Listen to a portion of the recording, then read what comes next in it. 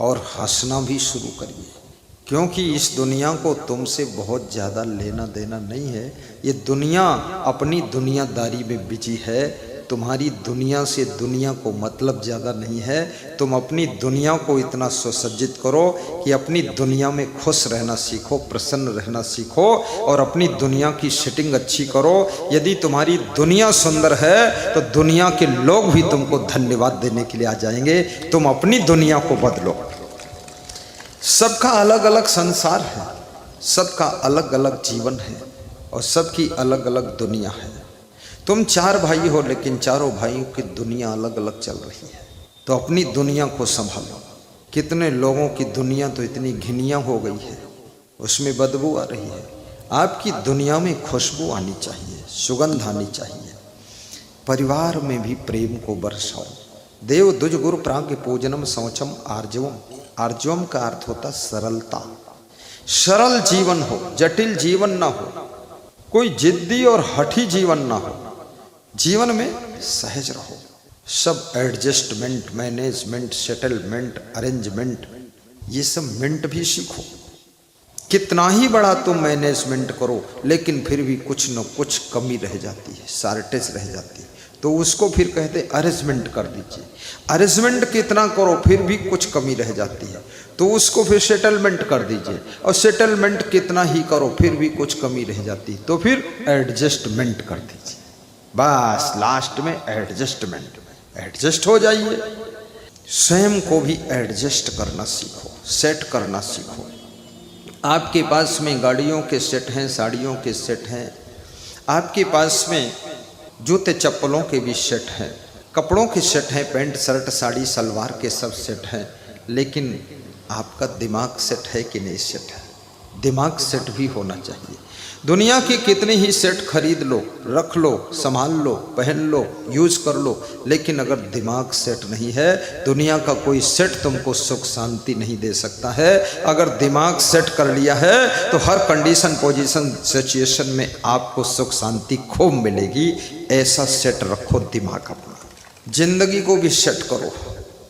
कितनी लड़कियां शादी हो गई, 20 साल हो गए, उनके पास सब सेट हैं। बैठने के लिए सोफा सेट, चाय पीने के लिए टी सेट, और सामान रखने के लिए अलमारी सेट, चलने के लिए गाड़ियां सेट, घड़ी बांधने के लिए घड़ियों का सेट, साड़ियों का सेट, लेकिन पति पत्नी दोनों अपसेट, वो सेट हो ही नहीं रहे।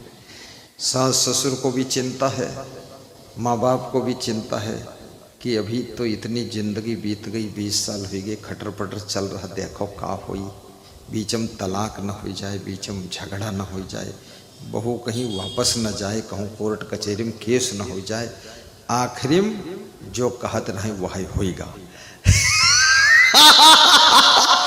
इसलिए थोड़ा सेट भी हो। साधु बनो तो अपने गुरु के पास सेट हो जाओ। तुम किनमिन रोज नाकम बोलत, अरे तुम्हारा कोई न सुधारी पाई, तुम्हारा माँ बाप नहीं था। भाई गुरु का कोई इतना जिम्मा थोड़े है, उसने ज्ञान दे दिया, आपको रख लिया, यही बहुत शरण देती। अब थोड़ा वहाँ कुछ कमी है तो मेहनत करो, उसको पूरा करो। इतने चेला इकट्ठे हुए हो, गुरु को क्यों परेशान कर रहे हो? और कहीं मूड बदल जाए, 70 चेला एक गुरु पर टूट पड़े तो गुरु क्या दशा होगी?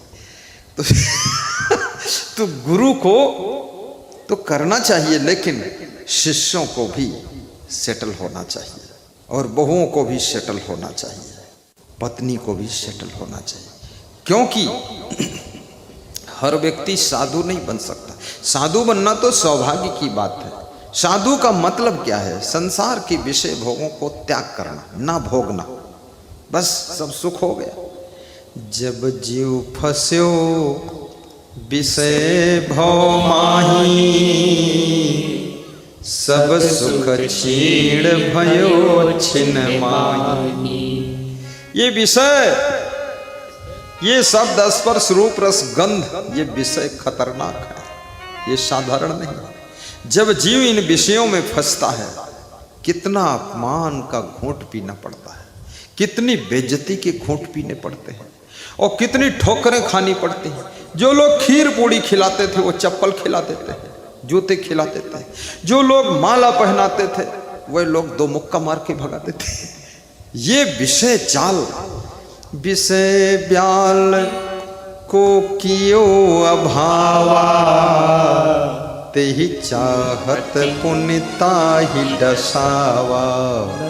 जब जीव फस्यो विषय भव माही, सब सुख छीण भयो छिन माही।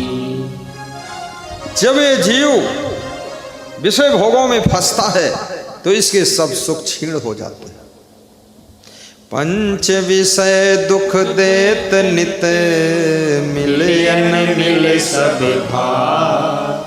बिना प्रयोजन कष्ट यह, तलपि रहा दिन रात। चंदन माथे पे लगाई के, दीजे गुरु को ध्यान। सदगुरु का संगत करो, तब होगा कल्याण। चंदन सबके लग रहा है, मेरे भी लगा है कि नहीं? मेरे तो कोई लाल लगा दिया था, पता नहीं कौन, कोमल लगा दिया था, तो उसमें बड़ी खुशबू थी। तो मैंने कहा मेरे मस्तक से खुशबू आ रही, क्या हो गया? तो पीछे जाकर देखा तो अरे चंदन की खुशबू।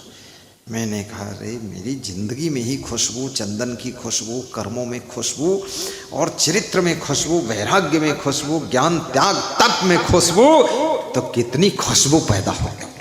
हाँ, सुगंध फैली है।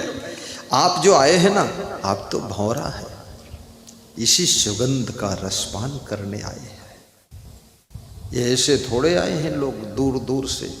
अरे सबका किराया भाड़ा जोड़ लो तो 50,000 का खर्चा यही हुआ है। जोड़ो तो सबका, मत जोड़ना, अपना जोड़ो जाकर बात करते।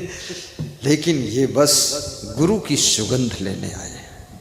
गुरु के सदचरित्र, गुरु के वैराग्य, गुरु के ब्रह्मचर्य, गुरु के तप और गुरु की भक्ति और गुरु के आशीर्वाद की खुशबू लेने के लिए भौरे की तरह सब भक्त पधारे हुए हैं कि मेरा गुरु महान है, मैं उसके चरणों की सुगंध लेने आया हूँ, चरण छूकर मस्तक में लगाने आया हूँ। धूल तेरे चरणों की सदगुरु, चंदन और अबीर बनी। जिसने लगाई निज मस्तक पर, उसकी तो तकदीर बनी। तो ये शरीर का तप निज मस्तक पर बहुत बड़ा तप है। ब्रह्मचर्य महिंसा च शारीरम तपः उच्यते। संत जीवन का ब्रह्मचर्य, यदि पुरुष संत है कभी स्त्री भोग ना करे, स्त्रियों को हाथ से लपटे ना। कितना साधु इतना दुष्ट है, मूर्ख है, वो स्त्रियों को ऐसे लपट जाता है। अरे दूर से आशीर्वाद दे दे, बुद्धू आदमी साधु का कपड़ा पहने, शर्म नहीं आती है, दिमाग फेल करता दूसरे का। और संत महात्मा, सूरज इतनी दूर से प्रकाश देता है और इतनी दूर से सूरज को लोग नमस्कार कर लेते हैं और दुनिया को उजाला मिलता है और सूरज को नमन करते हैं। तो गुरु महान संत, गुरु की महिमा है। माताओं बहनों से दूरी बनाकर उसको रहना चाहिए।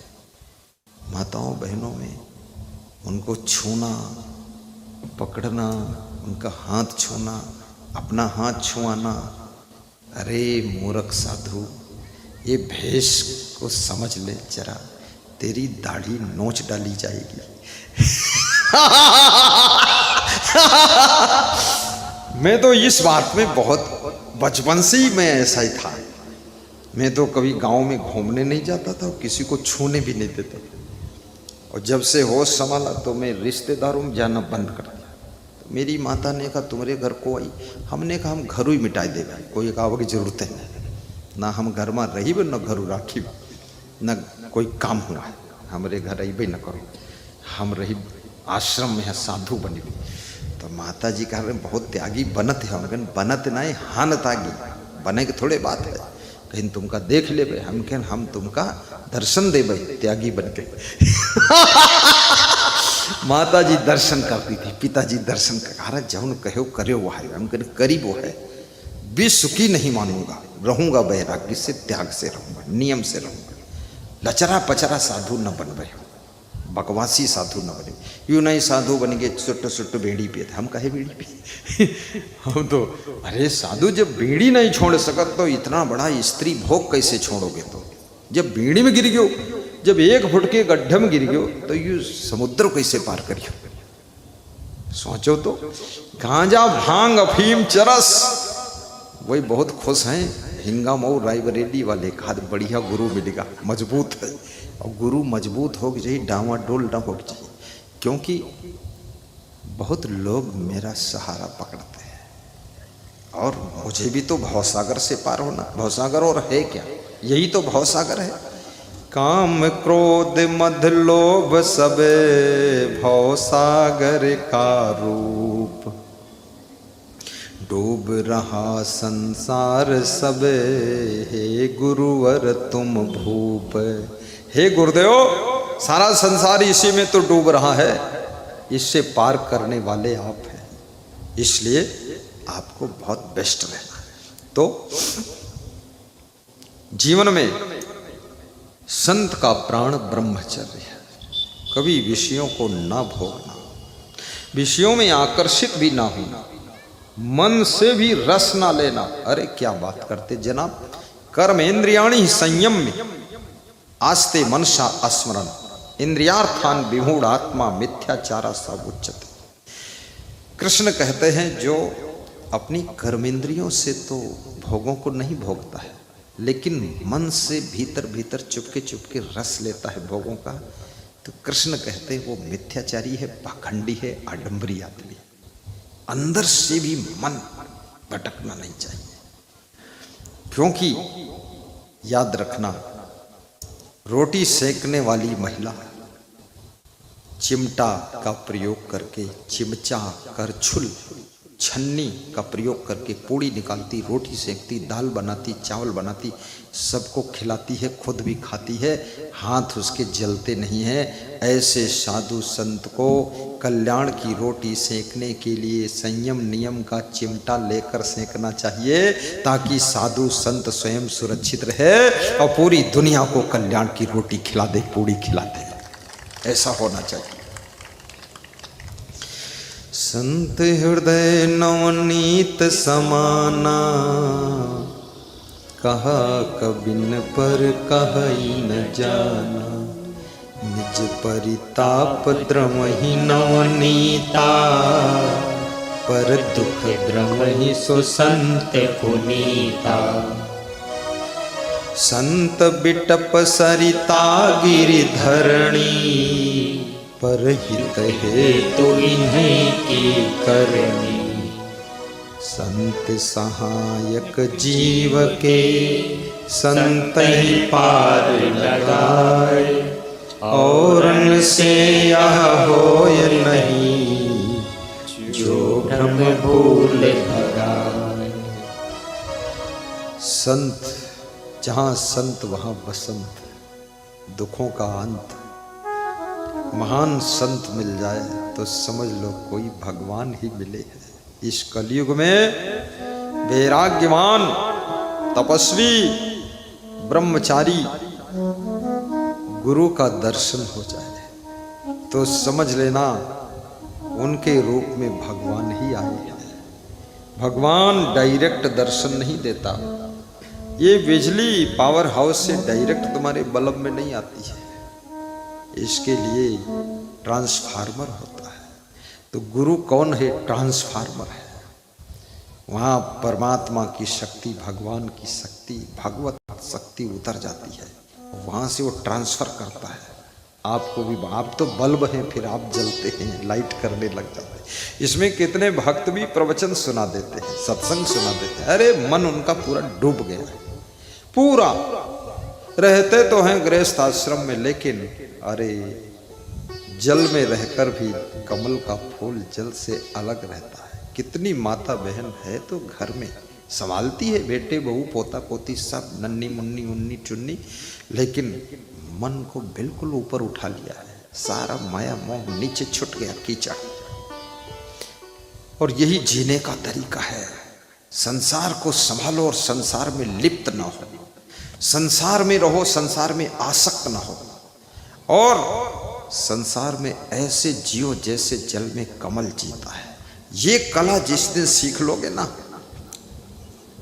दुकान पर बैठोगे लेकिन तुम्हारा मन गुरु के आश्रम में बैठकर दर्शन करता रहेगा।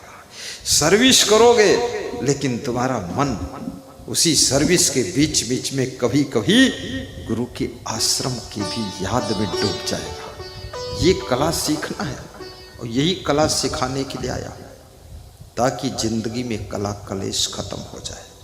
और जिसने जीने की कला सीख लिया, याद रखना, जिसने जीने की कला सीख लिया वो व्यक्ति कलह कलेश से मुक्त हो जाता है। जिंदगी सबको मिलती है लेकिन जीने की कला सबको नहीं मिलती है।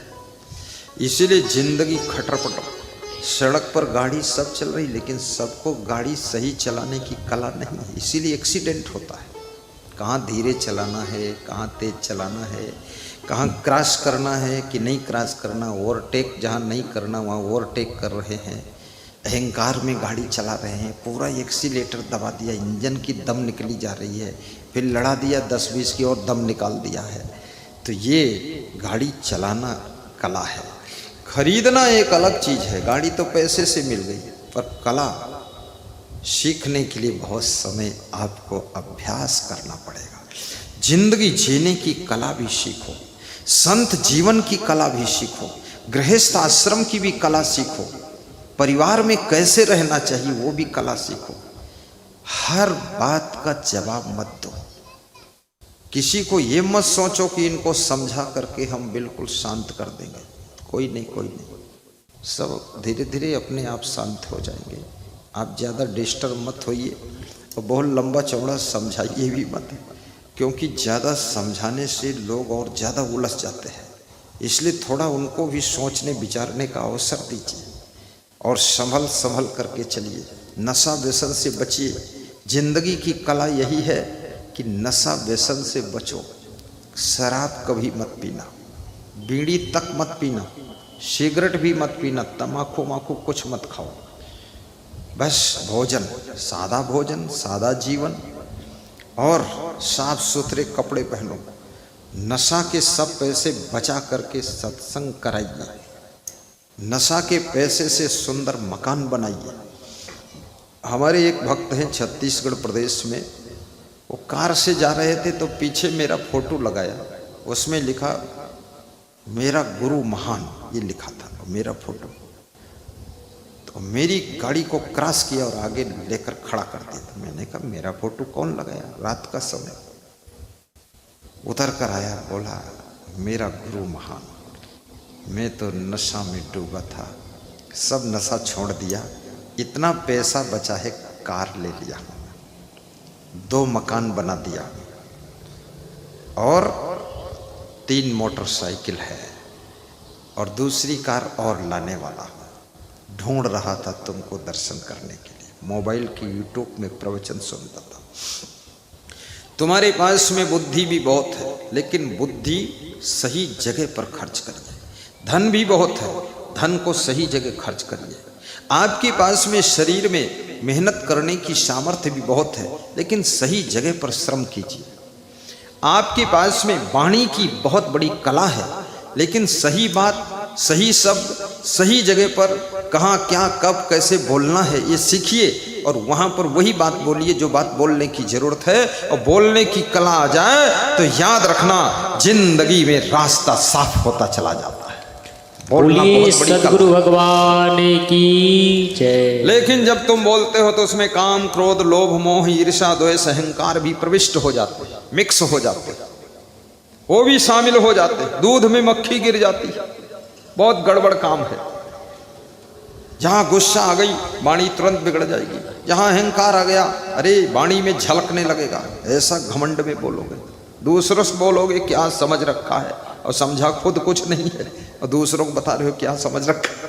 अरे जो तुम हो वही समझ रखा और क्या समझ रखा है। तुम रावण हो, रावण समझता हो और क्या समझता, समझ रखा है। कुछ भी नहीं समझ रखा, जो तुम समझाओगे वही समझ लूंगा। और अगर लालच आ गया तो भी आपकी वाणी डिस्टर्ब होगी, और यदि आपके अंदर ईर्ष्या द्वेष आ गई तो भी वाणी इधर उधर डगेगी, और यदि आपके अंदर काम वासना आ गई तो भी वाणी लड़खड़ाएगी। ये वाणी आपकी सब चीजें, ये काम क्रोध लोभ मोह अहंकार से प्रभावित होती है। इनसे भी आपको ऊपर उठना पड़ेगा, नॉर्मल होना पड़ेगा, अपने आप को बिल्कुल निवृत्त करना पड़ेगा। इनमें भी प्रवृत्त मत होइए, ये चीजें बहुत नुकसान करती हैं। पूछ लीजिए वैज्ञानिकों से कितना वो संयम करते हैं, मन को कितना रोकते हैं, कितना एकाग्र करते हैं। कोई ऐसे थोड़े वैज्ञानिक बन जाता है, चंचल व्यक्ति। जितने लोग महान बने हैं, बड़ी बड़ी ऊंचाइयों को छुए हैं, चाहे दुकान में सफल हुए हों, चाहे बिजनेस में सफल हुए हों, चाहे सर्विस में आगे निकले हों, चाहे राजनीति में टॉप किए हों, और चाहे विज्ञान के क्षेत्र में उन्होंने फर्स्ट स्थान प्राप्त किया हो, या टीचिंग में या वकालत में, वही लोग हैं जिन्होंने अपनी जिंदगी को संयम नियम में बांधा है, वही लोग आगे बढ़े, और कोई आगे नहीं बढ़ता है। संयम नियम में अपने को बांधना सीखो, बड़ा सुख मिलेगा। तो मैं आज आपको समझा रहा था, ये तो तप की बात बीच में प्रविष्ट हो गई। असली बात जो मैं बता रहा था वो बात थी आत्म तत्व की बात थी। सुभागे के ही कारण लोभ लागे, सुभागे के ही कारण लोभ लागे। रतन जन्म खोयो, रतन जन्म खोयो, सुभागे कई कारण लोभ लागे, सुभागे कई कारण लोभ लागे। कबीर साहब कितना कोमलता से बोल रहे हैं।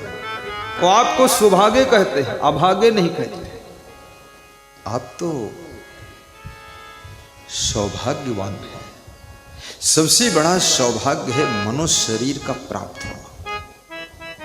अभी जो पशु हैं, पंछी हैं, कीड़े मकोड़े हैं, वे ना तो सत्संग सुन सकते हैं, न गुरुदेव को प्रणाम कर सकते हैं, और ना तो प्रोग्राम करा सकते हैं, न पधरौनी करा सकते हैं, ना बेचारे भंडारा कर पाएंगे, ना तो कोई परोपकार के काम भी बहुत नहीं कर पाते। कुछ उनकी जिंदगी बस पेट और भोग में ही बीत जाती है। लेकिन आपकी जिंदगी ऐसी जिंदगी है कि देवी और देवता भी तरस रहे हैं कि हम कब मनुष्य बनेंगे। देखो, देवी देवता बैटिंग में लगे, सेटिंग में लगे, इंतजार में लगे कि मुझे मनुष्य बनने का कब अवसर मिलेगा। और जो मनुष्य बने हैं वो देवी देवताओं के पास में जा करके भीख मांग रहे हैं कि हे देवी देवता, हमारी अंधी खोपड़ी कुछ हमका कर दो। देवी देवता भी हंसते हैं, कितना मूर्ख है। वही मनुष्य शरीर इसको मिला है जो भगवान राम को मिला था। वो भगवान बन गए, ये कितना अभागा बनकर यहाँ भिखमंगा आया। देवी देवता के पास खड़े, देवी देवता तुम्हारी हंसी करते हैं कि बड़ा मूर्ख है फालतू खड़ा। देवी देवता सोचते हमको अगर ये मनुष्य शरीर मिलता तो हम कितने महान कार्य करते, और ये यहाँ पर आया फालतू। बड़े भाग्य मानुष तन पावा, सुर दुर्लभ सद ग्रंथन गावा। साधन धाम मोक्ष कर द्वारा, पाए न जेहि पर लोक सवारा। साधन धाम मोक्ष कर द्वारा, पाए न जेहि पर लोक सवारा। ये साधना करने का धाम है, जैसे हनुमान जी का धाम, राम धाम, कृष्ण धाम, धूम धाम और कबीर धाम, बजरंगी धाम। ऐसे ये मनुष्य शरीर को धाम कहा। काहे का धाम? साधन धाम। ये साधना का धाम है। यहां कितनी ही साधना कर लो, साधना के लिए ही मनुष्य जीवन मिला। अब लोग साधना छोड़ देते हैं, साधना करते ही नहीं। और जहां साधना नहीं होगी, याद रखना, वहां संस्कार मिट जाएंगे। जहां साधना नहीं है, वहां संसार में दुख शुरू हो जाएगा। जहां साधना है, वहां कांटे भी फूल बन जाते हैं। साधना में वो शक्ति है कि आपकी जिंदगी को सुगंध से भर देती है। इसलिए साधना करो। और साधना संतोष से शुरू होती है। साधना सहनशीलता से शुरू होती है। सहनशीलता भी साधना है, संतोष भी साधना है। धेला भर संतोष ही नहीं है, कमाल कर दिया। साधना की पहली सीढ़ी संतोष, दूसरी सीढ़ी सहनशीलता। जिसके पास संतोष नहीं, सहनशीलता नहीं, गम खाने की क्षमता नहीं, वो साधना की क्लास में बैठने योग्य ही नहीं होता है। सबसे पहले सहनशीलता होना चाहिए। बोलिए सद्गुरु भगवान की जय। साधन धाम मोक्ष कर द्वारा, पाए न जेहि पर लोक संवारा। कितनी बड़ी बात भगवान राम ने पूर्ववासियों के सम्मुख कहा। भगवान राम बहुत ज्ञानी थे।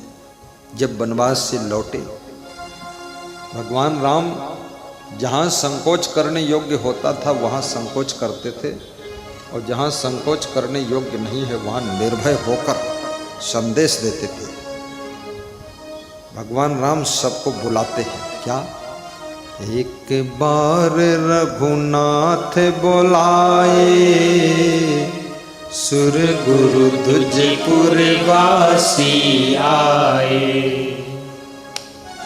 एक बार रघुनाथ बुलाए, सुर गुरु तुझपुर वासी आए। एक बार बुलावा भेजा देवताओं को, देवता भी आ गए, देवगण आए, गुरु लोग भी आए, गुरु भी बैठे हैं, गुरुजन, महान लोग, ज्ञानी लोग, सुर गुरु दुज संस्कारी लोग भी आए, पूर्ववासी भी आए, सब बैठे, बड़ी सभा एकत्र किया है। और फिर राम क्या कह रहे हैं? सबको समझा रहे, देवताओं को भी, गुरुजनों को भी, और सज्जनों को भी, पूर्ववासियों को भी, दुजगणों को भी। क्या? बड़े भागी मानुष तन पावा, सुर दुर्लभ सद ग्रंथन गावा। बड़े भागी मानुष तन पावा, सुर दुर्लभ सद ग्रंथन गावा। बड़े भाग्य। हे पूर्ववासियों, हे देवी देवताओं, हे दुजगणों और हे गुरुओं, मैंने जो जंगल में वनवास में 14 वर्ष में सीखा, उसका सार तत्व यह है कि बड़े भाग्य से मनुष्य का शरीर मिला। देखिए, आप मनुष्य के शरीर में स्वतंत्र भी है। शराब पी सकते हो, दूध पी सकते हो, पनीर की सब्जी भी खा सकते हो, पानी भी पी सकते हो, बोतल का पानी पी सकते हो, होटल में खा सकते हो, घर ही का भोजन करने का संकल्प ले लो तो घर ही का खा सकते हो। कितनी स्वतंत्रता है। फतेहपुर आ सकते हो, मालवा में आ सकते हो, नारायणपुर चंदी में आकर बैठ के प्रवचन सुन सकते हो। कितनी स्वतंत्रता। ये मनुष्य जीवन की महत्ता कितनी। साधु बन सकते हो, गृहस्थ बन सकते हो, सदगृहस्थ बन सकते हो, भ्रष्ट बन सकते हो, दुष्ट बन सकते हो। राक्षस बन सकते हो, भगवान बन सकते हो, महान बन सकते हो। और याद रखना, वैज्ञानिक भी बन सकते हो, डॉक्टर बन सकते हो, इंजीनियर बन सकते हो, पुलिस जवान बन सकते हो, मिलिट्री जवान बन सकते हो, और हम जैसे साधु भी बन सकते हो। सब कुछ स्वतंत्रता है। ऐसे चौराहे पर खड़े हो जहां से जो चाहो वो बन सकते हो, जिधर चाहो वो रोड को पकड़ सकते हो। चाहे महानता की रोड पकड़ो, चाहे शैतानियत की रोड पकड़ो, चाहे देवताओं की रोड पकड़ लो, चाहे राक्षसों की रोड पकड़ लो, चाहे भ्रष्टों वाली सड़क पर चले जाओ, चाहे श्रेष्ठ से श्रेष्ठ का हाईवे पकड़ लो। महान से महान बनने की सामर्थ्य इस मनुष्य जीवन में। जोर से ताली बजाओ, बोलिए सद्गुरुदेव की जय, संत समाज की जय हो, भक्त समाज की जय। गुरु ने इतनी ताकत लगा के प्रवचन सुना दिया और ताली ऐसे बजाते हो लग रहा मरघट पर आए। जोर से बजाओ, बजाते रहो बस। थोड़ा प्रसन्न होकर भी बैठो। ये कोई दुख का कार्यक्रम नहीं है, ये बहुत सुख का कार्यक्रम है। ये सौभाग्य है जो तुम सत्संग में आए हो। ये साधारण बात नहीं, किस्मत, बहुत बड़ी किस्मत है। बड़े भाग्य पाइय सत्संगा, बिनहि प्रयास होहि भव भंगा। जैसे नाव पर बैठा हुआ व्यक्ति बिना प्रयास के गंगा पार हो जाता है, नदी पार हो जाता है। हवाई जहाज में बैठा हुआ व्यक्ति 7 समुद्र पार करके बिना प्रयास के पहुंच जाता है अमेरिका, लंदन। लेकिन बैठा है शांति से। अगर उसमें कूद पड़े तो फिर गड़बड़ हो जाए। ऐसे सत्संग जो है ये भवसागर का जहाज है, भवयान है। इस भवसागर के जहाज में, इस भवयान में, सत्संग में अगर बैठ गए आप, श्रद्धा का टिकट लेकर के, आस्था लेकर बैठे हैं, तो ये सत्संग का जहाज आपको भवसागर से पार कर देगा।